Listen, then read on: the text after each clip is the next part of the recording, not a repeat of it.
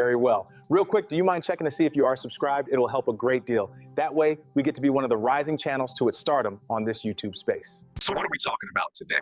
First, welcome back to another episode 4 of Show Up with Frank Facts.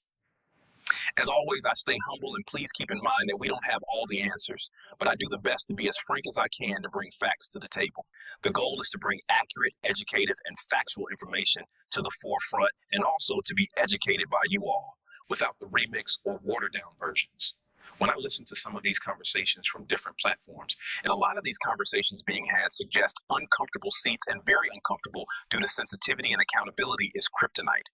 For instance, conversations that's meant to be factually informative, educational, and solution-based gets ruffled up with garden varieties of word salad, rebranded titles for talking points that sounds good but not based on facts, and pinning narratives that becomes the norm from their personal opinions, because it does ruffle up feathers.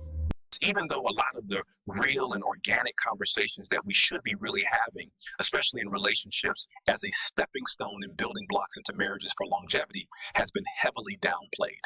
Also, it is part of the reason why those incongruent mental matrix has traversed a great deal into marriages, which has now become the battlefield for gender roles, little to no standards and no structure, especially where love turns into labor in marriages and ultimately not rooted in Christ and obedience to God's biblical scriptures. We can all be believers of Christ, but do you have the fear of God is the real question. Else connections won't be constant conflicts, rather approached with wisdom, discernment, and understanding. Therapy provides men coping mechanisms on how to manage emotions and survive the storm in his marriage. It is imperative we get back to having authentic conversations, not just talking about them because you have a platform or trademark talking points, coin unfounded narratives, or prioritize viral videos, or portray a certain character in front of a camera when in real life you don't exercise the same standards or principles.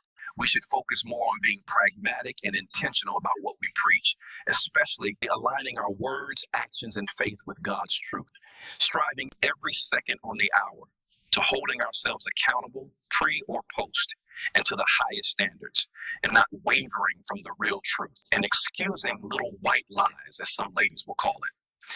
In lieu of being frank, whether remixed or tailored to how you feel at that moment, even when it is uncomfortable. And I sincerely hope that I have not struck a nerve. I apologize in advance. This isn't at any point to spark emotions, rather spark intentions and bring to the forefront and remind us the essence of having these conversations that ends as revolving doors in lieu of solution-based.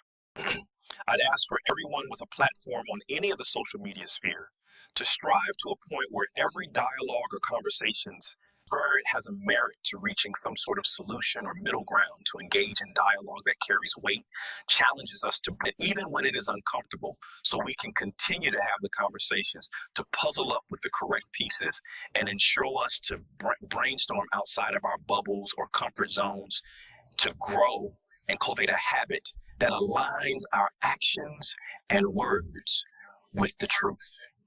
At the end of the day, it's not just content, but speaking to rebuild what the world keeps trying to break. Because real growth, real healing begins when every conversation aims not just to be right, but to make things right.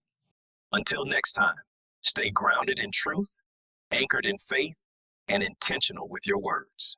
Hey there, thanks for watching. Please don't forget to hit the like button on your way out and subscribe if you haven't. See you on the next video.